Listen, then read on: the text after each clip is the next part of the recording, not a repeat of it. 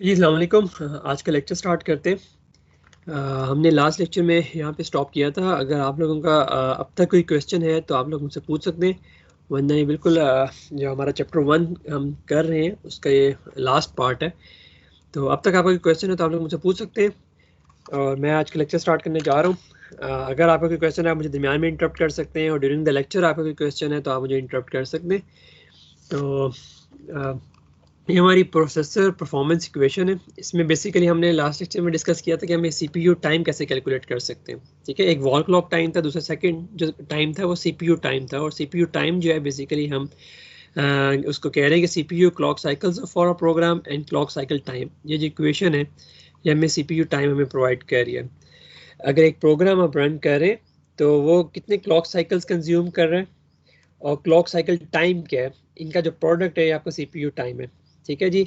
अब आप लोग जानते हैं कि टाइम का इन्वर्स ले लें तो आपके पास फ्रीक्वेंसी आ जाती है क्लॉक रेट। तो सीपीयू टाइम क्या है, CPU clock cycles for a program, यानी आप एक प्रोग्राम पर्टिकुलर प्रोग्राम रन कर रहे हैं तो उस प्रोग्राम ने कितने साइकिल्स सीपीयू साइकिल्स कंज्यूम किए और आप उसको क्लॉक रेट से फ्रीक्वेंसी से डिवाइड कर रहे हैं। ठीक है, तो ये आपका सीपीयू टाइम है।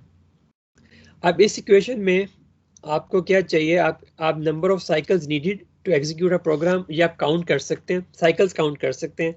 नंबर ऑफ इंस्ट्रक्शंस एग्जीक्यूटेड, या जो नंबर ऑफ इंस्ट्रक्शंस एग्जीक्यूटेड है इसको आप इंस्ट्रक्शन काउंट बोलते हैं। और इंस्ट्रक्शन पाथ लेंथ भी कई लोग इसको कहते हैं, लेकिन कॉमनली जो यूज होते हैं टर्म वो इंस्ट्रक्शन काउंट यूज होती है। तो एक प्रोग्राम में कितनी इंस्ट्रक्शंस है, नंबर ऑफ इंस्ट्रक्शंस एग्जीक्यूटेड, कितनी उसने प्रोग्राम सॉरी एक प्रोग्राम है उसने कितनी इंस्ट्रक्शंस एग्जीक्यूट की हैं वो इंस्ट्रक्शन काउंट कहला रहा है। ठीक है जी। और इन दोनों नंबर से हम कैलकुलेट कर सकते हैं साइकिल्स पर इंस्ट्रक्शंस। तो सीपीआई जो है साइकिल्स पर इंस्ट्रक्शंस, ये क्या है जी, ये CPU clock cycles for a program जो बेसिकली हमारे पास यहाँ पे है। ठीक है जी। और इसको हम डिवाइड करें इंस्ट्रक्शन काउंट से तो हमारे पास साइकिल्स पर इंस्ट्रक्शन आ जाएंगे, average number of clock cycles per instruction. एक इंस्ट्रक्शन ने कितने साइकिल्स लिए हैं पूरे प्रोग्राम में, average number of clock cycles जो हमें सीपीआई मिल जाएगा। ठीक है जी। यहाँ पे आपके क्वेश्चन है तो आप लोग मुझसे पूछ सकते हैं। हम सीपीयू मेन पर्पस हमारा यहाँ पे सीपीयू टाइम कैलकुलेट करना है और इसके अंदर हम नंबर ऑफ साइकिल्स कैलकुलेट कर सकते हैं फॉर सिंगल प्रोग्राम और इंस्ट्रक्शन काउंट को हम कैलकुलेट कर सकते हैं। और यहाँ से हमें एक पैरामीटर मिल रहा है सीपीआई जो क्या है, CPU clock cycles for a program divide by instruction count. ठीक है, तो ये बेसिकली हमें रिप्रेजेंट कर रहा है आपके पूरे प्रोग्राम में average number of clock cycles per instruction, उसकी वैल्यू क्या है। ठीक है जी। तो इस एक्सप्रेशन से जो बेसिकली ये सेम एक्सप्रेशन है, मैंने इसे यहाँ पे दोबारा रिपीट किया है। अगर हम इस इंस्ट्रक्शन काउंट को यहाँ से मल्टीप्लाई कर दें तो CPI into instruction count is equal to CPU clock cycles for a program. हमारे पास इस वैल्यू से इस एक्सप्रेशन से हमारे पास CPU clock cycles for a program हमारे पास आ सकते हैं, इंस्ट्रक्शन काउंट और क्लॉक साइकिल्स पर इंस्ट्रक्शन। ठीक है जी। अगर आप ये वैल्यू इस इक्वेशन में पुट करें, ये इक्वेशन मैंने दोबारा रिपीट किया है, ये इक्वेशन ये वाली है जो यहाँ पे लिखी हुई है, ये मैंने यहाँ पे रिपीट किया है। अगर आप इसके अंदर ये वैल्यू पुट कर दें इस एक्सप्रेशन से तो हमारे पास जो सीपीयू टाइम का एक्सप्रेशन है वो क्या है, इंस्ट्रक्शन काउंट साइकिल्स पर instructions into clock cycle time, clock cycle time है। ठीक है जी। तो जो हमारे पास ओवरऑल एक्सप्रेशन बना है वो हमारे पास है सीपीयू टाइम। और ये जो सीपीयू टाइम है अगर आप इस पे गौर करें तो ये जो इंस्ट्रक्शन काउंट है ये है नंबर ऑफ इंस्ट्रक्शंस पर प्रोग्राम, साइकिल्स पर instructions it is clock cycles पर इंस्ट्रक्शंस, ये सीपीआई है right, clock cycles per instruction. और ये जो क्लॉक साइकिल टाइम है it is time in seconds divided bye clock cycles. ठीक है, तो ये क्लॉक साइकिल्स टाइम है। तो ये जो एक्सप्रेशन है इसको ये इस एक्सप्रेशन को हमने एक्सपेंड किया है। This is instructions per count for a program, this is clock cycles for a single instruction, average clock cycles per instruction, और this is time required for clock cycle. ठीक है, क्लॉक साइकिल टाइम। तो हम इसको कह सकते हैं this is numerator में हमारे पास टाइम है seconds divided by program and this is CPU time. तो सीपीयू टाइम हम बेसिकली इस एक्सप्रेशन से कैलकुलेट कर सकते हैं। और इस एक्सप्रेशन को अगर आप गौर करें तो ये सीपीयू टाइम जो है number of instruction count, number of instructions पे डिपेंडेंट है, इंस्ट्रक्शन काउंट पे, साइकिल्स पर इंस्ट्रक्शन पे डिपेंडेंट है और क्लॉक साइकिल टाइम पे डिपेंडेंट है। ठीक है जी। तो क्लॉक साइकिल टाइम आपको पता लग सकता है, क्लॉक साइकिल्स पर इंस्ट्रक्शंस आपको पता है, और इंस्ट्रक्शन काउंट भी आपको पता लग सकता है। अगर आपको ये तीनों चीज़ें गिवन है तो आप किसी सिंगल प्रोग्राम के लिए, जो भी आप प्रोग्राम टेस्ट कर रहे हैं, उसके लिए आपको CPU टाइम मिल जाएगा, और ये CPU टाइम बहुत डिफरेंट होगा अगर आप इसे वॉल क्लॉक टाइम से कंपेयर करेंगे। ठीक है जी। अगर आपने किसी प्रोग्राम का CPU टाइम को इम्प्रूव करना है तो आप इनमें से किसी एक में इम्प्रूवमेंट नहीं कर सकते, क्योंकि अगर आप ये एक्सप्रेशन देखें तो ये सब चीज़ें जो हैं एक दूसरे से डिपेंडेंट हैं। ठीक है जी। तो और बेसिकली जब आप एक माइक्रो प्रोसेसर भी बना रहे हैं तो उसमें जो टेक्नोलॉजीज या जो भी आर्किटेक्चर यूज़ हो रहा है उस सब चीज़ों पे ये पैरामीटर्स डिपेंडेंट है। आप किसी एक में इम्प्रूवमेंट नहीं कर सकते, इन तीनों को साथ लेके चलना पड़ता है। ठीक है जी। यहाँ तक कोई क्वेश्चन है तो आप लोग मुझसे पूछ सकते हैं। तो यहाँ से अब तक हमने क्या किया, आज के लेक्चर में हमने सिर्फ और सिर्फ CPU टाइम कैलकुलेट करना सीखा है, और ये CPU टाइम हमारे पास, उसका जो एक्सप्रेशन है वो हमारे पास ये है। ठीक है जी। जी कोई क्वेश्चन है तो आप लोग मुझसे पूछ सकते हैं। ओके जी। आप लोगों ने माइक्रो प्रोसेसर के कोर्स में पढ़ा होगा या किसी और कोर्स में पढ़ा होगा, अंडरग्रेड में। आप लोग अंडरग्रेड किए हैं, जो मास्टर्स के स्टूडेंट्स हैं उन्होंने अंडरग्रेड में पढ़ा होगा। तो आपके एक माइक्रो प्रोसेसर में जो इंस्ट्रक्शन सेट होता है उसमें डिफरेंट टाइप्स होती हैं इंस्ट्रक्शंस की। कुछ इंस्ट्रक्शंस होती हैं जो arithmetic and logical operations perform करती हैं, कुछ इंस्ट्रक्शंस होती हैं वो जंप्स और ब्रांचेस का काम करती हैं, कुछ इंस्ट्रक्शंस होती हैं जो लोड और स्टोर का काम करती हैं, मेमोरी से इंटरेक्शन करती हैं। तो हर इंस्ट्रक्शन की डिफरेंट इंस्ट्रक्शन सेट में डिफरेंट टाइप्स की इंस्ट्रक्शंस होती हैं, और हर टाइप जो है वो अमूमन जो है वो डिफरेंट क्लॉक साइकिल्स कंज्यूम करती है। फॉर एग्जांपल जो अरिथमेटिकल लॉजिकल इंस्ट्रक्शंस हैं वो 5 साइकिल्स कंज्यूम कर रही हैं, तो मे बी जो अभी हम आगे जाके इसे देखेंगे भी इसको डिटेल में, जो लोड और स्टोर इंस्ट्रक्शंस हैं वो 3 साइकिल्स कंज्यूम कर रही हूँ। ठीक है। तो अमूमन डिफरेंट इंस्ट्रक्शंस टाइम जो डिफरेंट इंस्ट्रक्शंस हैं उनका जो क्लॉक साइकिल्स पर इंस्ट्रक्शंस हैं वो डिफरेंट है। तो हम फिर जो पीछे हमने एक्सप्रेशन में यहाँ पे देखा है clock cycle clock cycle time, CPU clock cycle CPU clock cycle जो हमने देखे या CPU क्लॉक साइकिल्स। ठीक है। तो ये हमें ये डिफरेंट होंगे अगर हर इंस्ट्रक्शन टाइप्स डिफरेंट हैं, डिफरेंट इंस्ट्रक्शन टाइप्स हैं, और हर इंस्ट्रक्शन जो है वो डिफरेंट, हर टाइप जो है इंस्ट्रक्शन की वो डिफरेंट क्लॉक साइकिल्स उसको रिक्वायर्ड हैं, तो हम फिर CPU क्लॉक साइकिल जो है वो इस एक्सप्रेशन से कैलकुलेट कर सकते हैं। तो यहाँ पे जो I है ये टाइप्स को रिप्रेजेंट कर रहा है, तो n टाइप्स की अगर इंस्ट्रक्शंस हैं तो 1 to n टाइप्स की इंस्ट्रक्शंस जो हैं उनके लिए CPU क्लॉक साइकिल्स आप ऐसे इस तरह कैलकुलेट करेंगे। ठीक है। तो ये जो एक्सप्रेशन है ये अगर आप पिछले CPU टाइम के अंदर पुट करेंगे तो आपके पास CPU टाइम का जो न्यू एक्सप्रेशन है इस सिनेरियो में जहाँ पे आपका हर डिफरेंट की CPI डिफरेंट है, तो वहाँ पे आपका CPU टाइम इस एक्सप्रेशन इसका एक्सप्रेशन ये बन जाएगा। ठीक है जी। कोई क्वेश्चन है तो ये आपका चैप्टर नंबर 1 जो है वो फिनिश हो गया। यहाँ तक कोई क्वेश्चन है या प्रीवियस लेक्चर्स में कोई क्वेश्चन है तो आप लोग मुझसे पूछ सकते हैं।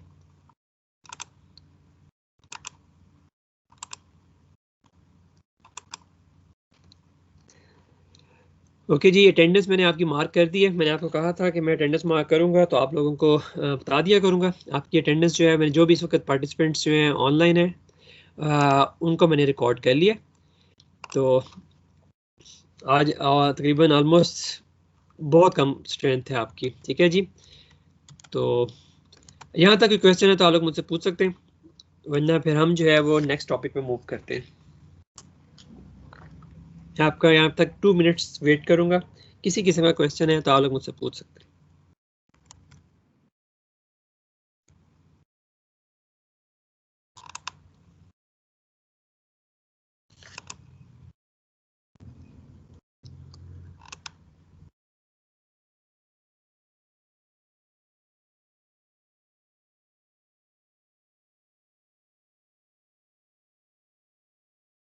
कोई क्वेश्चन नहीं है।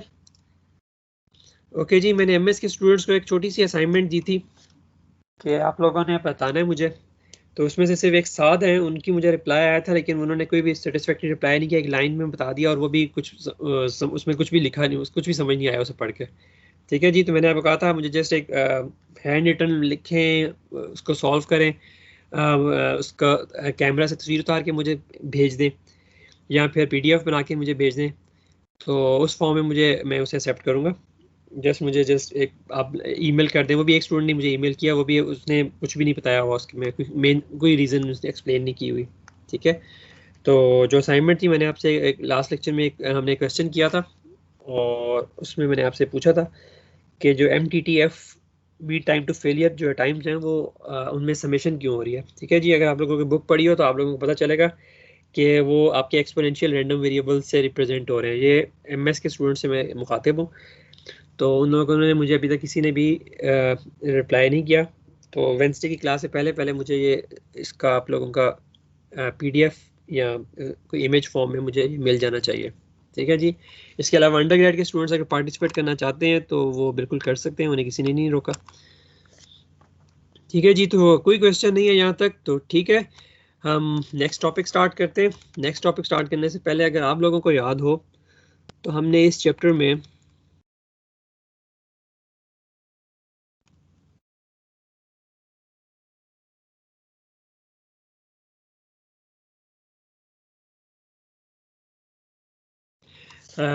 सेवन डायमेंशंस देखी थी for an instruction set architecture. ठीक है जी, और हमने देखा था कि इंस्ट्रक्शन सेट आर्किटेक्चर क्या होता है। उसमें हमने देखा था कि ऑलमोस्ट आजकल जो भी जितने इंस्ट्रक्शन सेट आर्किटेक्चर हैं वो सबके सब जनरल पर्पस रजिस्टर आर्किटेक्चर्स हैं।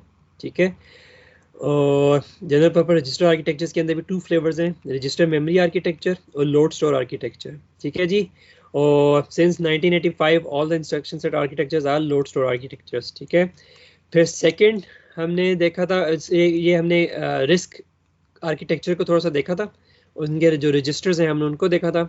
फिर हमने मेमोरी एड्रेसिंग की बात की थी, और जो मेमोरी एड्रेसिंग है उसमें हमने देखा था जो RISC-V प्रोसेसर है उसमें बाइट एड्रेसिंग यूज़ हो रही है, और जो एड्रेसिंग है वो अमूमन आप अलाइंड मेमोरी में जो आपके डेटा है वो आप उनको प्रेफर करते हैं कि वो अलाइंड हो। उससे ये होता है कि आपकी जो एक्सेस है वो फास्टर होती है। ठीक है जी, एड्रेसिंग मोड्स के उसमें हमने बहुत सारे हैं जिसको हम आज देखने जा रहे हैं। जो RISC-V में यूज़ हो रहे हैं उनमें से ये 3 है, रजिस्टर, इमीडिएट और डिस्प्लेसमेंट। ठीक है जी, जो इसके अलावा एग्जांपल्स हैं auto increment, index, PC relative, इसके अलावा और भी हैं जिसको हम आज देखेंगे। ठीक है जी, अब इंस्ट्रक्शन सेट आर्किटेक्चर की जो फोर्थ डायमेंशन है उसमें आपने ये चूज़ करना होता है कि जो आपकी इंस्ट्रक्शंस हैं उनके जो ऑपरेंड्स हैं उनका साइज क्या होगा। यानी अगर आप 2 नंबर्स को ऐड कर रहे हैं तो जो नंबर्स हैं वो 8 बिट के होंगे, 16 के होंगे, 32 के होंगे, 64 के होंगे, तो उनका साइज क्या होगा। ठीक है, ये भी आपको चूज करना होता है। ऑपरेशंस, आपका माइक्रो प्रोसेसर कौन कौन से ऑपरेशन सपोर्ट कर रहा है, arithmetic, logical, control, data transfer, floating point. ठीक है जी, इसके अलावा और भी हो सकते हैं, हम आज देखने जा रहे हैं। Control flow instructions, control flow instructions आप लोग जानते हैं, जंप्स हैं, ब्रांचेस हैं। अगर मेथड्स हैं तो आप कोई मेथड कॉल करते हैं तो तब भी जंप होता है, और जब मेथड रिटर्न होता है, मेथड में से कोई वैल्यू रिटर्न होती है और फिर आप मेन सीक्वेंस में चले जाते हैं तब भी आपकी जंप परफॉर्म होती है। ठीक है जी, तो इसके अलावा आपकी जो इंस्ट्रक्शन है आपने उनको एनकोड कैसे किया हुआ है। ये 7 डायमेंशन हैं। अगर आपने एक इंस्ट्रक्शन सेट बनाना है और आप उसका आर्किटेक्ट बनना चाहते हैं और उसको डिज़ाइन करना चाहते हैं तो आपको इन 7 डायमेंशन में वर्क करना होगा।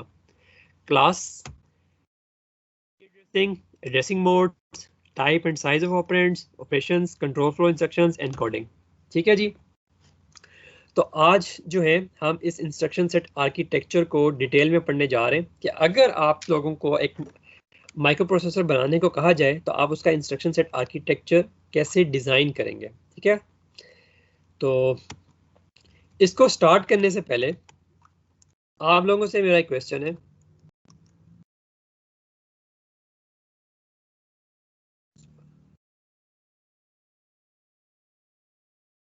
जी आप लोगों से मेरा क्वेश्चन है, और क्वेश्चन ये है जिसमें आप में से सब लोग जो है कोई भी पार्टिसिपेट कर सकता है। ठीक है, क्वेश्चन ये है कि लेट्स सपोज आप लोगों को कहा जाता है कि आप लोगों ने अपना एक घर बनाना है, तो आप लोग घर बनाएंगे अगर अपना, तो उसको उसमें उसको कैसे डिजाइन करेंगे, उसका आर्किटेक्चर क्या होगा रफली। आप लोग अगर अपना घर बनाते हैं तो उसके अंदर क्या क्या होना चाहिए, कोई भी मुझे रिप्लाई कर सकता है, वरना अगर रिप्लाई मुझे नहीं आएगा तो फिर मेरे पास यही ऑप्शन है कि आप लोगों को रोल नंबर वाइज कॉल करूंगा। यस, ये हैंड रेज नहीं करना, जस्ट मुझसे डायरेक्ट माइक को अनम्यूट करें और मुझे आंसर करें। ये सर उसमें हम देखेंगे हमारी रिक्वायरमेंट्स क्या हैं और हमारे पास रिसोर्सेज अवेलेबल कितने हैं। तो अपने तो रिसोर्सेज यस, के अगर आप अपना घर बनाते हैं तो उसमें क्या रिक्वायरमेंट्स होंगी और क्या रिसोर्सेज होंगे, और आप रिसोर्सेज ना बताएं, लेट्स सपोज रिसोर्सेज अवेलेबल है, आपने घर बनाना है, रिक्वायरमेंट क्या होंगी, आप उसमें क्या सोच के बनाओगे, क्या बनाओगे घर में? सर मैं उसमें 2 से 3 कमरे बनाऊंगा, एक प्यारा सा ओके, डाइनिंग रूम बनाऊंगा, टीवी लाउंज बनाऊंगा, और घर की फर्निशिंग के लिए, डेकोरेशन के लिए मैं उस पे खर्च करूंगा। ठीक है, ओके फाइन। कोई और आंसर करे? आई गेस आप एमएस के स्टूडेंट हैं, अंडरग्रेड में से कोई अब आंसर करे मुझे। अस्सलाम वालेकुम सर। वालेकुम सलाम। सर हम अपनी रिक्वायरमेंट्स एक आर्किटेक्ट को बताएंगे कि हमें इतने रूम्स और इतने तो बाथरूम मैं ये चाहिए, कह तो रहा हूँ, आप आर्किटेक्ट अब आप हैं, आप कंप्यूटर आर्किटेक्ट बनने जा रहे हैं, तो अभी हमने कंप्यूटर को हमने डिजाइन करना है और हमने उसका आर्किटेक्चर डिजाइन करना है। तो उस आर्किटेक्चर का जो फर्स्ट एक्सपेक्ट है, इंस्ट्रक्शन सेट आर्किटेक्चर, हम आज उसको पढ़ने जा रहे हैं। तो उससे पहले मैं आपसे पूछ रहा हूँ कि अगर आपने अपना घर बनाए और आप एक आर्किटेक्ट हैं, आप हैं, कोई और नहीं है, आप किसी और को नहीं बताएंगे, आप हैं, और आप अगर बनाएंगे घर तो उसमें क्या होना चाहिए, क्या नहीं होना चाहिए, और उसमें क्या चीज सोचेंगे बनाने से पहले? सर उसके लिए हम बाकी जो है मैप्स को रिव्यू कर सकते हैं, फिर बाद में अपना डिजाइन कर सकते हैं। यानी तुमने हमेशा छापा ही लगाना है, किसी का मैप देखोगे और सोचोगे इसमें से क्या चीज रिमूव करूं, किचन रिमूव कर दूं, उसकी जगह जो है मैं ड्राइंग रूम को एक्सपेंड कर दूं, खाना बाहर से आया करेगा, क्या ख्याल है? सर अब एकदम से हम खुद ब खुद तो नई चीज डिजाइन ही ना कर सकते, दूसरे को देख के लर्न करके अपना न्यू डिजाइन बना सकते हैं। अच्छा चलें, आप सारे फाइनल ईयर स्टूडेंट्स हैं इसके बाद आप लोगों ने जॉब करनी है, और फिर उसके बाद किसी ना किसी दिन आप लोग अपना अपना घर बनाएंगे। तब आप खुद सोचेंगे कि भाई हाँ, हम शायद सोचते हैं कि हम कैसा घर बनाना चाहते हैं, तो शायद ज़्यादा अच्छा होता है। एनीवेज, कोई एक स्टूडेंट और मुझे बता दें आखिरी, कि अगर वो घर बनाएंगे आर्किटेक्चर पॉइंट ऑफ व्यू से, आप उसमें क्या, उसका आर्किटेक्चर कैसा डिजाइन करेंगे, क्या होना चाहिए, क्या नहीं होना चाहिए? जी, कोई एक स्टूडेंट।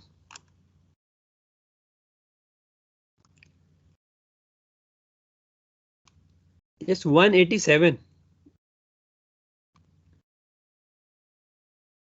Yes sir. जी, आप बताएं मुझे। सर एरिया के लिहाज से पहले देखेंगे कि कितना कुछ आ सकता है वहाँ पे, उसके ठीक हिसाब है, से अगर आप लॉन चाहिए तो लॉन, आपको रूम्स ठीक चाहिए तो रूम्स। ठीक है, यानी अगर एरिया कम है तो सिर्फ तुम लॉन बनाओगे, कुछ और नहीं बनाओगे? हाँ, सर लॉन तो नहीं आएगा, फिर जितनी अब मिनिमम रिक्वायरमेंट देखें, रूम तो होने चाहिए ना, तीन तो होने चाहिए ना ठीक है, मिनिमम। हाँ बिल्कुल, तुमने तो ये रिक्वायरमेंट्स है ना बेसिकली। यस, आप आर्किटेक्चर हो, आप कहते हो कि एटलीस्ट 3 रूम्स तो होने चाहिए, बिल्कुल करेक्ट, सही कह रहे हो। और कुछ?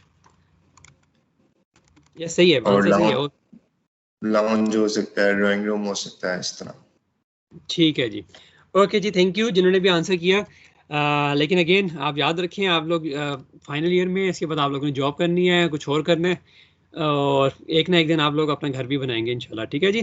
तो सोचें इस बारे में। फिलहाल हम कंप्यूटर आर्किटेक्चर के बारे में सोचते हैं, हो सकता है आपको इस कोर्स पढ़ने के बाद इंटेल में या किसी और माइक्रो प्रोसेसर कंपनी में जॉब मिल जाए और आप माइक्रो प्रोसेसर ही डिज़ाइन करना शुरू हो जाए, कंप्यूटर आर्किटेक्ट बन जाए, और आपको वाकई बनाना पड़ जाए। तो हम ये कह रहे हैं कि हमारे पास अब एक माइक्रो प्रोसेसर है, माइक्रो प्रोसेसर के बहुत सारे कंपोनेंट्स हैं, उनमें से जो फर्स्ट एक्सपेक्ट है आपके डिज़ाइन का या आर्किटेक्चर का, वो है इंस्ट्रक्शन सेट आर्किटेक्चर।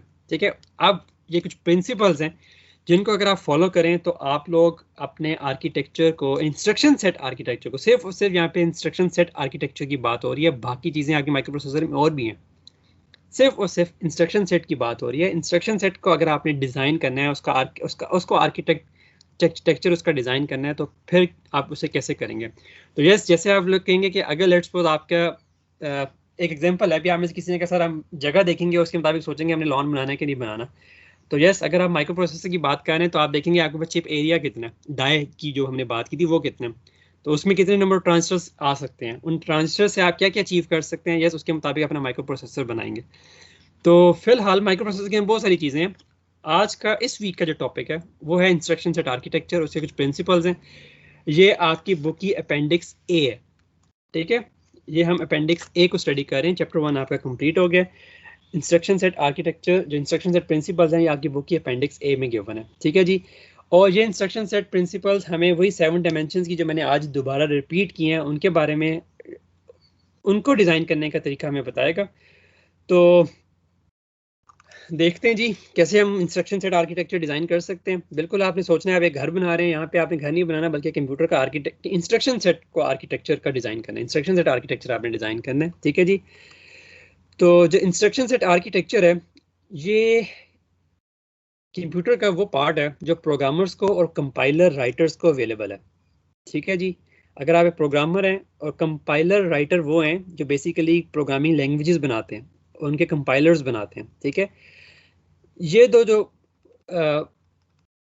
लोग हैं कि प्रोग्रामर्स और कंपाइलर राइटर्स, ये इंस्ट्रक्शन सेट आर्किटेक्चर से इंस्ट्रक्शन सेट से डायरेक्टली कम्युनिकेट करते हैं। इन अदर वर्ड जो असेंबली लैंग्वेज है बेसिकली आप वो किसी माइक्रो प्रोसेसर का इंस्ट्रक्शन सेट ही है ना, तो उन इंस्ट्रक्शंस को इंटरेक्ट करते हुए आप कंपाइलर लिखते हैं या कोई प्रोग्राम बनाते हैं। हायर लेवल लैंग्वेज है वो एट दी एंड आपकी इंस्ट्रक्शन सेट के अंदर ट्रांसलेट होगी और बाद में 0 1s में कन्वर्ट हो जाएगी, ठीक है जी।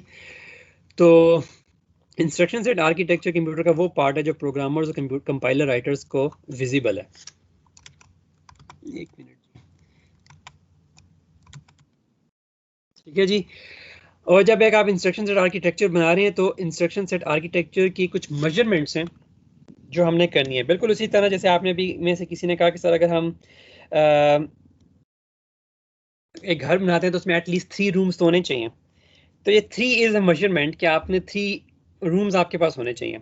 अब आप इनमें से किसी ने ये भी कहा था सर हम अपना पहले एरिया देखेंगे उसके मुताबिक काम करेंगे, तो यस ये मेजरमेंट है कि हम हमारे पास एरिया कितना है। तो इंस्ट्रक्शन सेट आर्किटेक्चर की बहुत सारी मेजरमेंट्स हैं जो हम आज करने जा रहे हैं, उसकी बेस पे हम देखेंगे कि भाई ओके अगर हम को क्या क्या फैक्टर्स हैं, क्या क्या मेजरमेंट्स हैं जिनको हम चेंज करें तो हमारा आर्किटेक्चर चेंज हो जाएगा, ठीक है जी। तो ये कुछ एग्जांपल्स हैं रिस्क आर्किटेक्चर्स की, जिसमें से जो जनरल पर्पस प्रोसेसर्स हैं उसमें रिस्क 5 है, मिप्स है, आर्म वर्जन 8 है, पावर IS है और स्पार्क है, ठीक है जी। अब एम्बेडेड प्रोसेसर्स हैं, हर प्रोसेसर जो होता है ना आजकल उनका एम्बेडेड वर्जन भी अवेलेबल है। तो रिस्क 5 का एम्बेडेड वर्जन है रिस्क 5 कंप्रेस्ड, आर्म का एम्बेडेड वर्जन है आर्म थंब 2, ठीक है। मिप्स का एम्बेडेड वर्जन है माइक्रो मिप्स। अब एम्बेडेड प्रोसेसर्स और जनरल पर्पस प्रोसेसर्स, इन दोनों में डिफरेंस क्या है? कोई आप में से बताएगा? आप लोगों ने माइक्रो प्रोसेसर का कोर्स पढ़ा हुआ है। जी, एम्बेडेड प्रोसेसर्स में और जनरल पर्पस प्रोसेसर्स, ये जनरल पर्पस प्रोसेसर्स वो हैं जो बेसिकली आपके लैपटॉप्स में कोर i5 i3 i7, और एम्बेडेड प्रोसेसर्स वो हैं जो आप लोगों ने टीवा बोर्ड में यूज किया था। इन दोनों में क्या मेन डिफरेंस है जी? कोई मुझे बता दें आंसर इसका, ये तो बहुत सिंपल सा क्वेश्चन है। सर एम्बेडेड प्रोसेसर जो होते हैं उनकी एक तो मेमोरी बहुत कम होती है करेक्ट इंस्ट्रक्शन सेट के लिए, और जो जनरल पर्पस प्रोसेसर हैं जो कि वो हर काम के लिए हो सकते हैं तो उनकी स्पीड मेमोरी वो बहुत ही ज्यादा होती है और उस हिसाब से महंगे भी होते हैं। सॉरी दूसरे मतलब उसी हिसाब से फिर महंगे भी होते हैं। मतलब कि अभी जो सिंपल टीवा बोर्ड में ARM प्रोसेसर है वो सस्ता है और ये जो इंटेल प्रोसेसर है ये काफी महंगा है।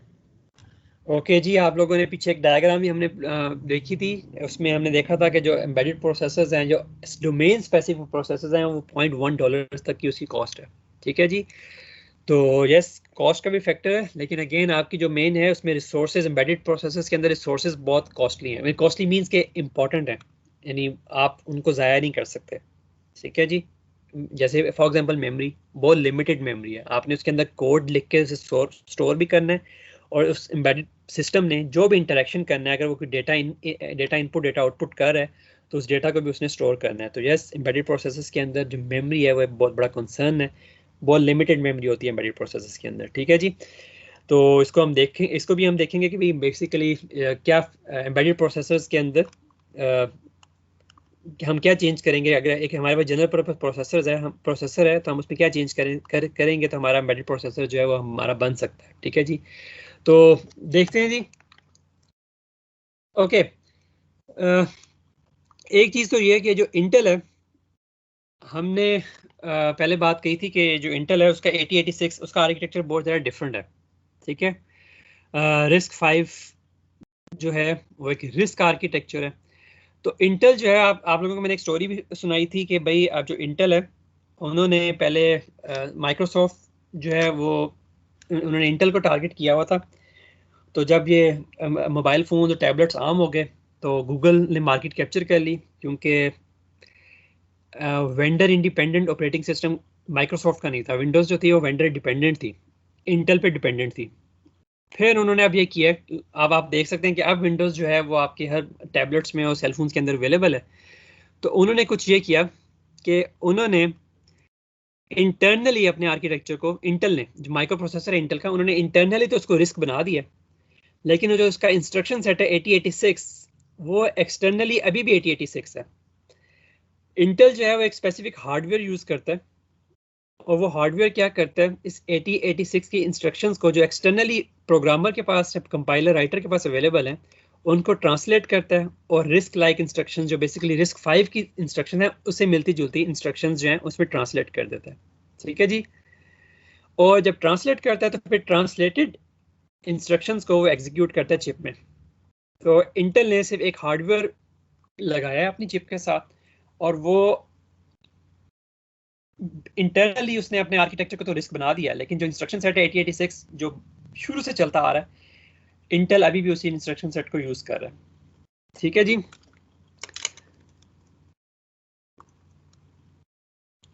ये जितने भी कोर माइक्रो प्रोसेसर हैं i3, i5, i7 उनके अंदर ये हो रहा है। ठीक है जी। ओके, अब हम बात करते हैं जिसकी हमने शुरू में बात की, इंस्ट्रक्शन सेट आर्किटेक्चर की, और हमने इसको आपसे डिज़ाइन कैसे करना है और की जो 7 डायमेंशंस हैं वन बाय वन हम हर एक को एक्सप्लोर करते हैं। तो नंबर 1 जो क्लास की बात हो रही थी, क्लासिफाइंग इंस्ट्रक्शन सेट आर्किटेक्चर, इसमें क्या हो रहा है, हर माइक्रो प्रोसेसर में इंटरनल स्टोरेज है। The type of internal storage in a micro processor is the most basic differentiation among architectures. जो माइक्रो प्रोसेसर के अंदर इंटरनल स्टोरेज है, जिसको हमने रजिस्टर फाइल का नाम दिया था, जिसको हम जनरल पर्पस रजिस्टर्स कहते हैं, उनको हम रजिस्टर फाइल भी कह सकते हैं, उसमें उनकी जो टाइप है वो डिफरेंट हो सकती है। ठीक है जी। उनमें जो चॉइसेस हैं, नंबर 1 स्टैक आर्किटेक्चर है। जो माइक्रो प्रोसेसर की इंटरनल मेमोरी है, जो रजिस्टर्स हैं वो स्टैक की फॉर्म में हो सकते हैं, अकम्युलेटर की फॉर्म में हो सकते हैं, और जनरल पर्पस रजिस्टर्स जो आप लोगों ने अपने माइक्रो प्रोसेसर के कोर्स में पढ़े होंगे या किसी और कोर्स में पढ़े होंगे उस फॉर्म में हो सकते हैं। तो ये जो स्टैक आर्किटेक्चर है और अकम्युलेटर आर्किटेक्चर है, ये ओल्ड टेक्नोलॉजीज हैं। ठीक है। जो अब यूज़ होते हैं वो है general purpose architecture, general purpose register architecture. ठीक है जी। और ये जो GPR आर्किटेक्चर है, ये फर्दर 3 क्लासेस में इसकी फर्दर 3 क्लासेस हैं। इसमें से रजिस्टर मेमोरी आर्किटेक्चर है, लोड स्टोर आर्किटेक्चर है, और ये लोड स्टोर के आर्किटेक्चर के बारे में पहले भी एक्सप्लेन कर चुका हूँ कि अब ज़्यादातर ऑलमोस्ट हर तरह के जो माइक्रो प्रोसेसर्स हैं वो लोड स्टोर आर्किटेक्चर्स हैं। इसके अलावा मेमोरी आर्किटेक्चर्स हैं, और ये अब आपको मार्केट में नहीं मिलेंगे। ठीक है जी। रजिस्टर मेमोरी आर्किटेक्चर्स, यस, ये जो इंटेल है रजिस्टर मेमोरी आर्किटेक्चर है। जो रिस्क 5 है that is load store architecture. ये तीनों जो आर्किटेक्चर्स हैं ये जनरल पर्पस रजिस्टर्स आर्किटेक्चर्स हैं। इसके अलावा आपके पास ऑप्शन जो है वो स्टैक आर्किटेक्चर किया और कम्युलेटर आर्किटेक्चर किया। ये हैं क्या बेसिकली, तो ये यहाँ पे एक्सप्लेन किए गए। अगेन हम यहाँ पे सबसे पहली डायमेंशन को देख रहे हैं, डेट इज क्लासिफिकेशन, कि आपका इंस्ट्रक्शन आर्किटेक्चर की क्लास क्या है। This is stack architecture. ठीक है जी। इसमें आपके ये जो ऊपर वाले बॉक्सेस हैं ये माइक्रो प्रोसेसर्स हैं, नीचे आपकी रैम्स हैं। ठीक है। अगेन आप लोग मुझे किसी भी वक्त इंटरप्ट कर सकते हैं ड्यूरिंग द लेक्चर। ठीक है जी। अब ये जो स्टैक आर्किटेक्चर है, इसमें जो ALU के साथ जो रजिस्टर्स हैं ये स्टैक फॉर्म में, ये जो पॉइंटर है T of S, this is top of stack, ये स्टैक की टॉप को पॉइंट कर रहा है। ठीक है जी। ये है अकम्युलेटर आर्किटेक्चर। इसके अंदर सिर्फ और सिर्फ एक रजिस्टर है और उसको हम कहते हैं अकम्युलेटर। वो उसी में से ऑपरेंड्स आएंगे और आपका रिजल्ट जो है वो भी वहीं पे स्टोर होगा। ठीक है। सेकंड ऑपरेंड चाहिए तो वो आपको मेमोरी से उठाना पड़ेगा। Number 3 register memory architecture. इसमें आप क्या कर रहे हैं, आपके पास रजिस्टर्स हैं। ये जो रजिस्टर्स हैं वो जनरल पर्पस रजिस्टर्स हैं जो आप लोगों ने अपने माइक्रो प्रोसेसर के कोर्स में पढ़े हुए हैं, और जो हम आज से पहले प्रीवियस लेक्चर्स में जो हम डिस्कस कर रहे थे, आप लोगों को याद होगा, जो रिस्क 5 माइक्रो प्रोसेसर है इसमें 32 जनरल पर्पस रजिस्टर्स हैं और 32 फ्लोटिंग पॉइंट रजिस्टर्स हैं। ठीक है जी। हमने प्रीवियस लेक्चर्स में देखा है। तो ये बेसिकली वो वाले रजिस्टर्स हैं, जनरल पर्पस रजिस्टर्स हैं। और इसमें ये हो रहा है कि आपका जो माइक्रो प्रोसेसर है, आपके जनरल पर्पस रजिस्टर से भी उनके ऑपरेंड्स आएंगे और मेमोरी से, रैम से भी आपके ऑपरेंड्स जो हैं वो आ सकते हैं। लेकिन जो रजिस्टर या लोड स्टोर आर्किटेक्चर, जिसको हम रजिस्टर आर्किटेक्चर भी कहते हैं, इसमें आपके सारे ऑपरेंड्स जो हैं वो आपके इस जनरल पर्पस रजिस्टर से आएंगे। अगर आपने कुछ रिजल्ट को स्टोर करना है या कोई ऑपरेंड आपने मेमोरी से उठाना है, कोई रिक्वायर्ड है आपको, तो आप लोड और स्टोर, सिर्फ और सिर्फ लोड और स्टोर इंस्ट्रक्शंस को यूज करते हुए आप इस मेमोरी से ऑपरेंड्स को उठाएंगे और पहले रजिस्टर्स में स्टोर करेंगे, और रजिस्टर्स के थ्रू, सिर्फ और सिर्फ रजिस्टर्स के थ्रू आप अपने ALU के ऑपरेशंस परफॉर्म करेंगे। इसमें सिर्फ और सिर्फ रजिस्टर्स यूज हो रहे हैं, मेमोरी आपकी यूज नहीं हो रही। इसको आप कह रहे हैं लोड स्टोर आर्किटेक्चर। इसके अलावा जो यहाँ पे है, आपकी बुक में ये डायग्राम अवेलेबल नहीं है, लेकिन ये नाम से आपको आप अंदाजा लगा सकते हैं, दिस इज मेमोरी आर्किटेक्चर। इसमें आपके ये रजिस्टर्स तो हैं, लेकिन आपके जितने भी ऑपरेशंस परफॉर्म हो रहे हैं वो सब के सब ऑपरेंड जो हैं वो डायरेक्टली आपकी मेमोरी से आएंगे। ठीक है जी, कोई क्वेश्चन है आप लोगों का यहाँ पे तो आप पूछ सकते हैं।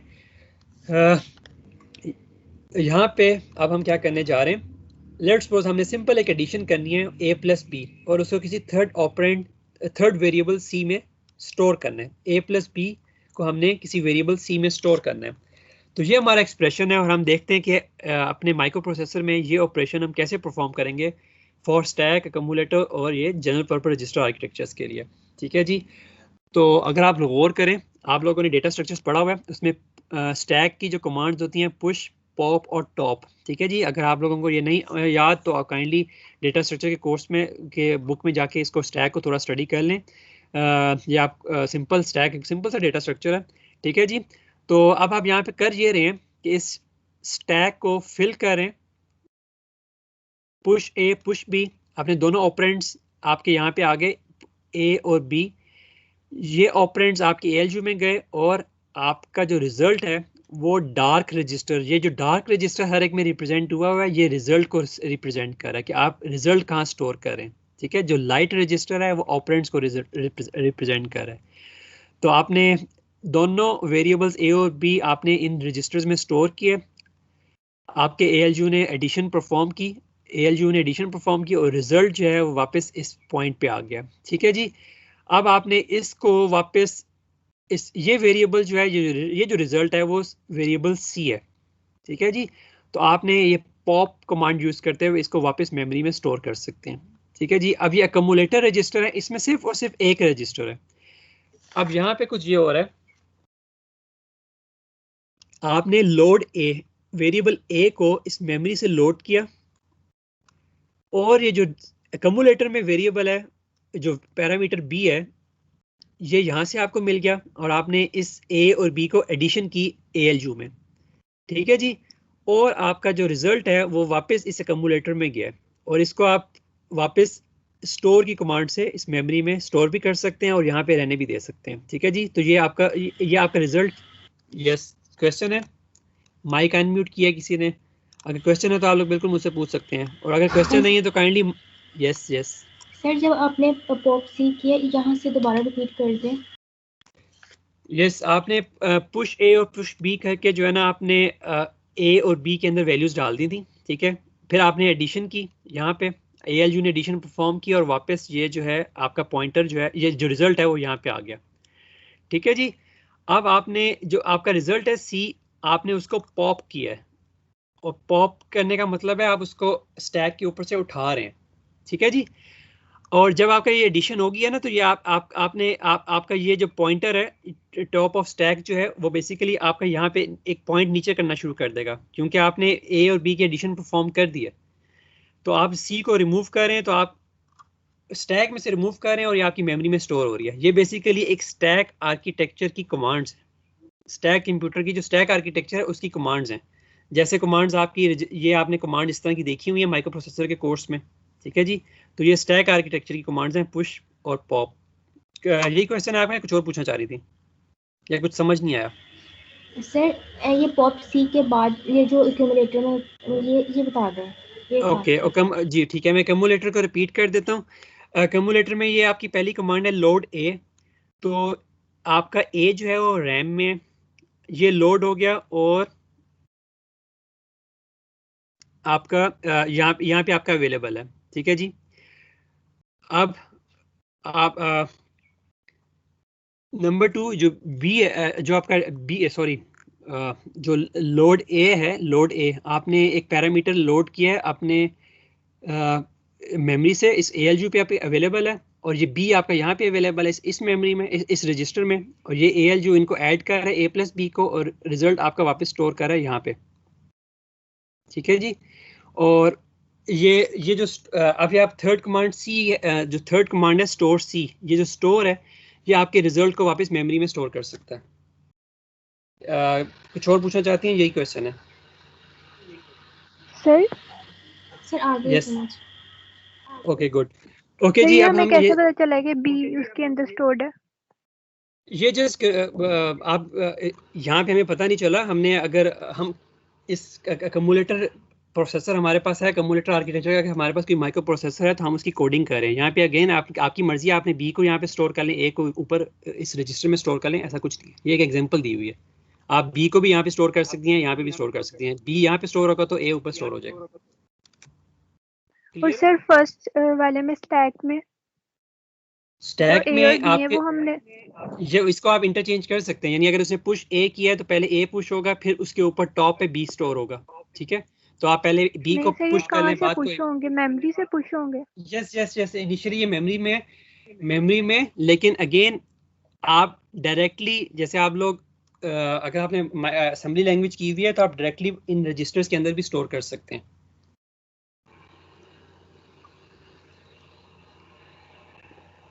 आप ये डायरेक्टली रजिस्टर्स के अंदर भी वैल्यू स्टोर कर सकते हैं। डायरेक्ट आप स्टैक के ऊपर वैल्यूज डालते गए, राइट करते गए, और उसके अकॉर्डिंगली आप जो है उसकी एडिशन करें, या जो भी ऑपरेशन है आपने वो परफॉर्म करना है, ठीक है सर जी। एक और क्वेश्चन है ओके एक्यूमुलेटर से।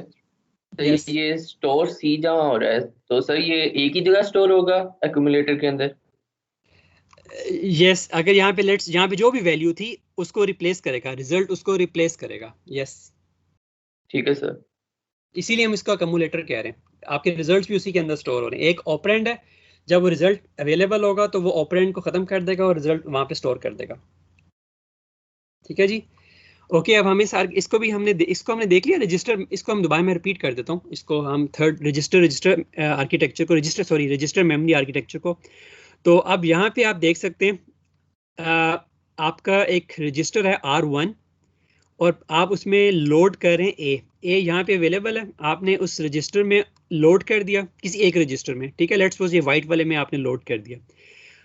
अब सेकंड ऑपरेंड जो है वो आपको मेमोरी से अवेलेबल है, विच इज बी, ठीक है। तो यहाँ पे एडिशन हो रही है R1 एंड बी, ठीक है जी। R1 आपने व्हाइट में स्टोर किया था, सॉरी अगर आप इस डायग्राम के लिहाज से देखें तो ये ग्रे के अंदर स्टोर हुआ हुआ है, ठीक है जी। आपने R1 के अंदर A स्टोर किया जो ग्रे के अंदर स्टोर हो गया, B आपके पास मेमोरी में अवेलेबल है, तो यहाँ पे आपने एडिशन की R1 और B की, और रिजल्ट स्टोर कर रहे हैं आप R3 में, ठीक है जी। तो जो रिजल्ट है ये R3 ब्लैक वाला है, ठीक है। और फिर आप स्टोर की कमांड यूज कर रहे हैं, R3 के जो कंटेंट्स हैं वो मेमोरी में कोई वेरिएबल C में आप स्टोर कर रहे हैं, ठीक है जी। ये आपका रजिस्टर मेमोरी आर्किटेक्चर है। और ये रजिस्टर लोड स्टोर आर्किटेक्चर जो है, जिसको हम रजिस्टर आर्किटेक्चर कह रहे हैं, ये कैसे काम कर रहा है इसमें जी आप देख सकते हैं। पहले आप लोड करेंगे वेरिएबल A को इन लाइट ग्रे रजिस्टर में, बी को आप लोड कर रहे हैं R2 में, मैं इसको डार्क ग्रे रजिस्टर कह रहा हूँ, ठीक है। अब यहाँ पे आप क्या कह रहे हैं, R1 R2 इन दोनों को सम करें और रिजल्ट R3 में स्टोर करें। तो ये दोनों सम हुए, रिजल्ट जो है डार्क ब्लैक कलर के रजिस्टर जो R3 है उसमें उसमें चला गया। अब इस R3 को आप इस मेमोरी में वापस किसी वेरिएबल C में मेमोरी में आप स्टोर कर देंगे यूजिंग कमांड स्टोर, ठीक है जी। यहाँ तक क्वेश्चन है तो आप लोग मुझसे पूछ सकते हैं।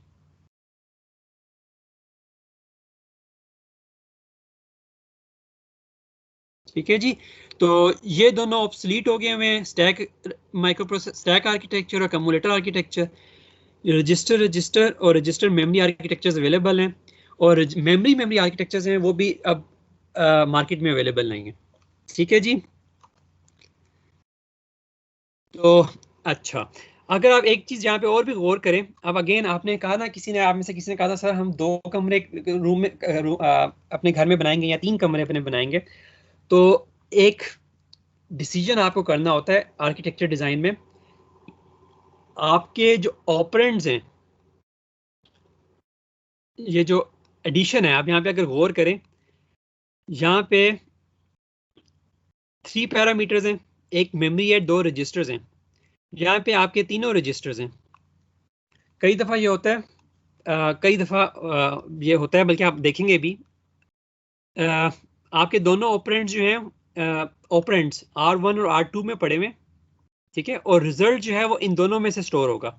या जैसे यहाँ पे कम्युलेटर ने रिजल्ट ऑपरेंड को रिप्लेस किया था, इसी तरह यहाँ पे लेट्स सपोज 2 रजिस्टर्स हैं, 3rd रजिस्टर को आप इग्नोर कर दें, ये मिडल वाले रजिस्टर को इग्नोर कर दें, तो होगा कि R1 और R2 इन रजिस्टर्स में होंगे ब्लैक में और डार्क ग्रे में, जो रिजल्ट होगा वो इस वाले ऑपरेंड को रिप्लेस कर देगा। तो कई दफ़ा आपको ये डिसीजन करना पड़ता है कि आपने 3 ऑपरेंड्स फॉर्मेट यूज़ करना है या 2 ऑपरेंड्स फॉर्मेट यूज़ करना है। ये हम आगे जाके इसी इंस्ट्रक्शन सेट प्रिंसिपल्स का जो हम टॉपिक कर रहे हैं इसमें हम देखेंगे भी, ठीक है जी। तो ठीक है जी, GPR आर्किटेक्चर्स के अंदर registers can be used to hold variables, memory. अच्छा, इनका फ़ायदा क्या है जी? मेमोरी ट्रैफिक रिड्यूस हो जाती है, registers are faster than memory. Obviously अगर आप रजिस्टर्स में ही ऑपरेशन कर रहे हैं और मेमोरी से कुछ नहीं कर रहे, इंटरेक्ट नहीं कर रहे, तो आपकी जो ऑपरेशंस हैं वो फास्टर होंगे। रजिस्टर्स जो हैं वो आपके ALU से ज़्यादा करीब हैं एज़ कम्पेयर टू मेमोरी, ठीक है जी। तो ये registers are faster than memory, program speeds up और कोड डेंसिटी इम्प्रूव्स। इसका क्या मतलब है? कोड डेंसिटी इम्प्रूव्स,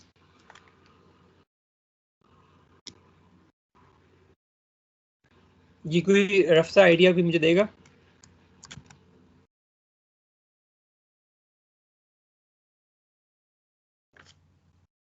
ओके जी, अगर आप गौर करें, अगर आप रैम की बात, यस जी, कोई आंसर करने लगे? सर स्पेस मतलब जो प्रोग्राम एग्जीक्यूट करने के लिए जो स्पेस ले रहा है।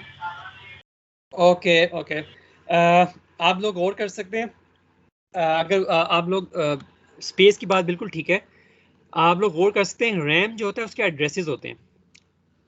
अगर 32 आपका अगर 32 बिट आर्किटेक्चर है तो आप उसके साथ 2 raised to power 32 बिट्स जो 32 बिट्स का एड्रेस यूज कर सकते हैं। तो आप अंदाजा लगाएं 2 raised to power 32 कितने number of registers, 2 raised to power 32 registers जो होंगे उतना बड़ा आपका रैम हो सकता है। अगर 64 बिट आर्किटेक्चर है 2 raised to power 64 इतने नंबर ऑफ रजिस्टर्स आपके रैम के अंदर होंगे। तो 64 बिट एड्रेस उसको आपने कहीं ना कहीं स्टोर करना पड़ेगा। रजिस्टर्स जस्ट 32 बिट्स हैं, थोड़े से रजिस्टर्स हैं, तो उनके लिए आपको just 5 bits, 2 raised to power 5 is 32 right. तो 32 अगर रजिस्टर्स हैं तो जस्ट 5 बिट्स आपको रिक्वायर्ड है। तो अगर आपकी जो इंस्ट्रक्शन है एट दी एंड उन्होंने 0 1s में कन्वर्ट होना है, और अगर आप रजिस्टर्स को यूज़ कर रहे हैं तो आप एक 64 बिट या 32 बिट का एड्रेस यूज़ नहीं करेंगे, बल्कि जस्ट 5 बिट्स का एड्रेस यूज़ करेंगे फॉर रजिस्टर्स, ठीक है जी। तो ये GPR आर्किटेक्चर्स का ये भी फ़ायदा है कि कोड डेंसिटी इंप्रूव हो जाती है, और ये कोड डेंसिटी इंप्रूवमेंट बहुत ज़्यादा मैटर करती है अगर आप बात करें इस एम्बेडेड प्रोसेसर्स की, क्योंकि इसके अंदर स्पेस बहुत लिमिटेड है, ठीक है जी। इसीलिए इन्होंने अपने एम्बेडेड प्रोसेसर्स के डिफरेंट वर्जन्स बनाए हुए हैं। इसके अंदर आप कोड डेंसिटी जो है वो बहुत ज़्यादा बेहतर होती है। इनका इंस्ट्रक्शन सेट ऐसा होता है, थोड़ा सा मॉडिफाइड होता है, जो कुछ इस तरह का ये करते हैं। जो हम आज के लेक्चर में, तो नेक्स्ट लेक्चर में हम जरूर देखेंगे कि आपकी जो कोड डेंसिटी है वो बहुत ज़्यादा इंप्रूव हो जाती है। आप फिक्स्ड लेंथ इंस्ट्रक्शन की बजाय वेरिएबल लेंथ इंस्ट्रक्शन यूज़ करते हैं, ठीक है जी। ये हम आगे जाके देखेंगे अगर अभी आपको इसमें थोड़ी कंफ्यूजन है, ठीक है जी। तो compiler writing is difficult for stack and accumulator architectures. Yes, जो प्रोग्रामर्स जो प्रोग्रामिंग लैंग्वेजेस बनाते हैं, जो कंपाइलर राइटर्स हैं, उनके लिए उनका जो कंपाइलर्स हैं वो स्टैक और कम्युलेटर के लिए बहुत ज़्यादा डिफिकल्ट है, ठीक है जी। Compiler writers prefer that all registers be equivalent and unreserved. उनकी एक प्रेफरेंस और भी होती है कि ये जितने भी रजिस्टर्स हैं इनमें से कोई भी डेडिकेटेड ना हो, सब जो हैं वो इक्विवेलेंट हों। फॉर एग्जांपल इंटेल में बहुत सारे रजिस्टर्स हैं स्पेसिफिक पर्पस के लिए यूज़ होते हैं। RISC-V के अंदर जो X0 जो जनरल पर्पस रजिस्टर है एक्स नोड, उसको अमूमन जीरो रजिस्टर कहते हैं। वो सिर्फ और सिर्फ जीरो, उसको आप आगे उसका यूजेस आगे जाके देखेंगे। ठीक है जी, आपकी चैप्टर 1 में एक टेबल है, उसमें भी हर रजिस्टर की डिस्क्रिप्शन गिवन है। ठीक है, कंपाइलर राइटर प्रेफर करते हैं कि सब रजिस्टर जो हैं वो इक्विवेलेंट हों। ओके, अब यहाँ पे ये वो बात है कि आपके एक घर में कितने कमरे होने चाहिए। तो how many registers are sufficient. अगर आप एक इंस्ट्रक्शन सेट आर्किटेक्चर डिज़ाइन कर रहे हैं तो आपको ये डिसीजन लेना होगा कि आपके माइक्रो प्रोसेसर में कितने रजिस्टर्स सफिशिएंट हैं। ठीक है जी, 32 या जस्ट 8 और 16 या इससे ज़्यादा, 32 से ज़्यादा। ठीक है, तो ये डिपेंड करता है कि जितने ज़्यादा रजिस्टर्स होंगे कंपाइलर राइटर्स को उतनी ज़्यादा आसानी होगी। आप लोग जब प्रोग्रामिंग करते हैं सी में, जावा में, पाइथन में, तो आप लोग माइक्रो प्रोसेसर के अंदर क्या हो रहा है उस पर गौर नहीं करते हैं, लेकिन जब कंपाइलर राइटर्स होते हैं उन्होंने आपके कोड को ट्रांसलेट करना होता है इंस्ट्रक्शन सेट के ऊपर। तो उनके लिए जो है, अगर आप कंपाइलर राइटर्स के पॉइंट ऑफ व्यू से सोचें तो वहाँ पे उनकी प्रेफरेंस होती है कि जितने ज़्यादा रजिस्टर्स हैं उतने अच्छे हैं। ठीक है, तो अगर आप माइक्रो प्रोसेसर बना रहे हैं तो यस, यहाँ पे आपको डिसीजन करना पड़ेगा कि आपके माइक्रो प्रोसेसर में कितने कमरे होने चाहिए। ठीक है, modern compiler technology uses large number of registers. Clear है? यहाँ तक एक क्वेश्चन है तो आप लोग मुझसे पूछ सकते हैं। ओके जी, जनरल पर्पस रजिस्टर आर्किटेक्चर्स के 2 कंसर्न्स हैं। नंबर 1 मैं भी पहले एक्सप्लेन भी कर चुका हूँ, ये जो ऑपरेंड्स हैं यहाँ पे एडिशन के, यहाँ पे 3 ऑपरेंड्स हैं। तो यहाँ पे इसके अलावा नंबर ऑफ रजिस्टर्स के अलावा आपको एक और डिसीजन ये करना है कि आपके जो नंबर ऑफ ऑपरेंड्स हैं वो 2 होने चाहिए, 3 होने चाहिए। अगर 3 होंगे उसका मतलब ये है कि दोनों की एडिशन हुई है और किसी थर्ड रजिस्टर में रिजल्ट स्टोर हुआ है। अगर 2 ऑपरेंड्स होंगे तो दोनों में एडिशन होगी और कोई एक ऑपरेंड जो है वो रिजल्ट से रिप्लेस हो जाएगा, जैसे यहाँ पे रिप्लेस होता है, एक ऑपरेंड रिजल्ट से रिप्लेस हो जाता है। तो अगर आप 2 ऑपरेंड फॉर्मेट यूज करेंगे तो 2 ऑपरेंड के अंदर क्या होगा, 2 रजिस्टर्स होंगे, एडिशन होगी और रिजल्ट जो है वो इन दोनों ऑपरेंड्स में से किसी एक को रिप्लेस करेगा। ठीक है जी, तो ये 3 ऑपरेंड फॉर्मेट है। तो ये आपको ये भी चूज करना पड़ता है कि आपके माइक्रो प्रोसेसर में जो ALU इंस्ट्रक्शंस हैं वो 2 फॉर्मेट की होनी चाहिए, 3 फॉर्मेट की होनी चाहिए। ठीक है जी। नंबर 2 जो आपको डिसीजन करना होता है उसमें यह है कि आपके मेमोरी से जो ऑपरेंड्स हैं वो कितने अलाउड हैं। ठीक है, अगर आप यहाँ पे गौर करें, इस इंस्ट्रक्शन में मेमोरी से सिर्फ एक ऑपरेंड अलाउड है, A। ये A जो था ये मेमोरी से आया था, राइट। यहाँ इन इंस्ट्रक्शंस में भी जो ऑपरेंड है, मेमोरी से जो ऑपरेंड है वो आपका ओनली 1 अलाउड है। जब आपने लोड किया तो R1 में एक ऑपरेंड आपने लोड किया है, फिर आपने सेकंड इंस्ट्रक्शन यूज किया और फिर सेकंड ऑपरेंड को आपने R2 में स्टोर किया।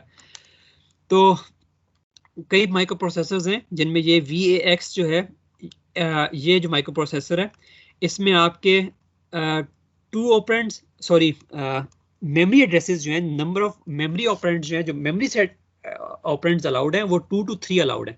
ठीक है, ये none to 3 है, ये 0 to 3 हो सकते हैं। ALU इंस्ट्रक्शंस के जो ऑपरेंड्स हैं वो 2 to 3 हो सकते हैं। तो ये पॉसिबिलिटीज हैं। जो लोड स्टोर आर्किटेक्चर है, लोड स्टोर आर्किटेक्चर, उसमें नंबर ऑफ ऑपरेंड्स 3 हैं, आप यहाँ पे देख भी सकते हैं 1 2 3। ठीक है, और मेमोरी से कोई ऑपरेंड अलाउड नहीं है। मेमोरी से अगर आपने ऑपरेंड कोई उठाने हैं तो सिर्फ और सिर्फ लोड स्टोर आर्किटेक्चर में लोड और स्टोर कमांड यूज होंगी, इसके अलावा कोई कमांड यूज नहीं हो सकती। इन अदर वर्ड्स, अगर आपने एडिशन, सब्ट्रैक्शन, मल्टीप्लिकेशन करनी है तो आपके सारे ऑपरेंड्स जनरल पर्पस रजिस्टर्स के अंदर होने चाहिए, रजिस्टर फाइल के अंदर होने चाहिए, मेमोरी से आप उन्हें पिक नहीं कर सकते। और इन लोड स्टोर आर्किटेक्चर की एग्जांपल यहाँ पे आपको गिवन है, रिस्क 5 है, मिप्स है, आर्म है। और अब ये जो इंटेल का माइक्रो प्रोसेसर है इसमें एक ऑपरेंड अलाउड है मेमोरी से, आप डायरेक्टली मेमोरी से एक ऑपरेंड उठा सकते हैं। और इंटेल का जो फॉर्मेट है वो 2 फॉर्मेट है, उनके जो ऑपरेंड्स हैं वो 2 हैं। आप में से किसी ने इंटेल का माइक्रो प्रोसेसर अगर अंडरग्रेड में कहीं पे भी पढ़ा है तो उनको ये मालूम होगा कि इंटेल का जो माइक्रो प्रोसेसर है उसमें एक एड्रेस जो है वो आपका मेमोरी से अलाउड है, और जो बाकी ऑपरेंड्स हैं और 2 एड्रेस फॉर्मेट वो यूज़ करते हैं, नंबर ऑफ ऑपरेंड्स जो हैं वो 2 अलाउड हैं। ठीक है जी।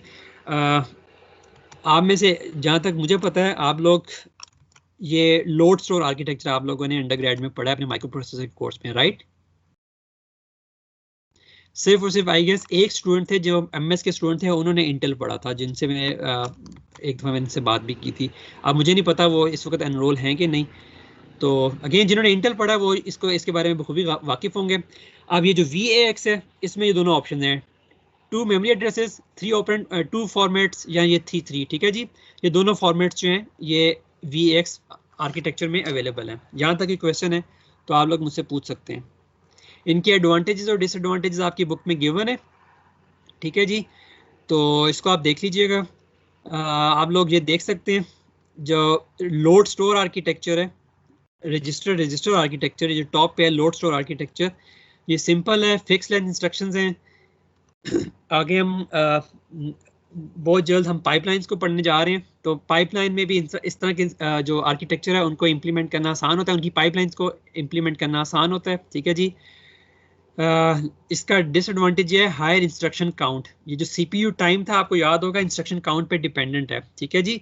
तो यहाँ पे इस केस में ये होता है कि हायर इंस्ट्रक्शन काउंट जो है वो इन आर्किटेक्चर्स में आपको ज़्यादा नंबर ऑफ इंस्ट्रक्शंस एग्जीक्यूट करनी पड़ती हैं। बिल्कुल अगर आप गौर करें यहाँ पे आप गौर करें तो ये दोनों ऑपरेंड्स जो हैं A और B आपने पहले मेमोरी से लोड करके रजिस्टर्स में डाले और फिर आपने एडिशन की।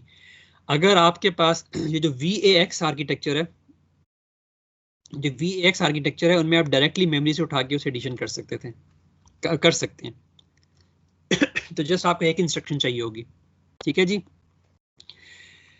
ओके, ये जो रजिस्टर मेमोरी है जिसमें इंटेल बेसिकली ये इसको फॉलो करता है, data can be access without a separate load instruction format, right. आप डायरेक्टली मेमोरी से ऑपरेंड को उठाएं और उसको उसमें ऑपरेशन परफॉर्म कर दें, आपको सेपरेट लोड और स्टोर इंस्ट्रक्शन यूज़ नहीं करनी पड़ेगी।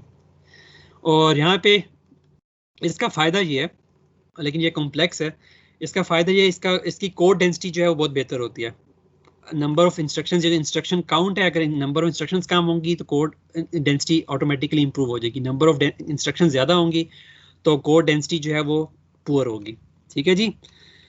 इसमें इंस्ट्रक्शन का जो साइज़ है वो वेरिएबल है, ठीक है जी।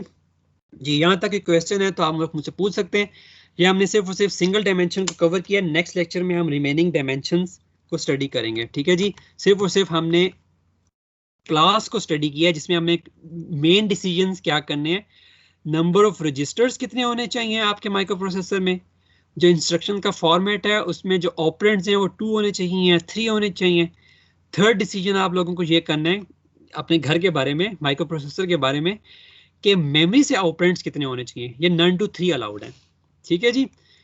तो इन सब के ये पॉसिबिलिटीज़ हैं, ये इनकी एग्जांपल्स हैं, इनके एडवांटेजेस और डिसएडवांटेजेस आपकी बुक में भी गिवन है। यहाँ तक कोई क्वेश्चन है तो आप लोग मुझसे पूछ सकते हैं। नेक्स्ट लेक्चर में हम सेकंड डायमेंशन में जाएंगे विच इज़ मेमोरी एड्रेसिंग, और जो बाकी रिमेनिंग है वो इंशाल्लाह हम नेक्स्ट लेक्चर में फिनिश करने की कोशिश करेंगे। जी कोई क्वेश्चन है तो आप लोग मुझसे पूछ सकते हैं आज के लेक्चर में।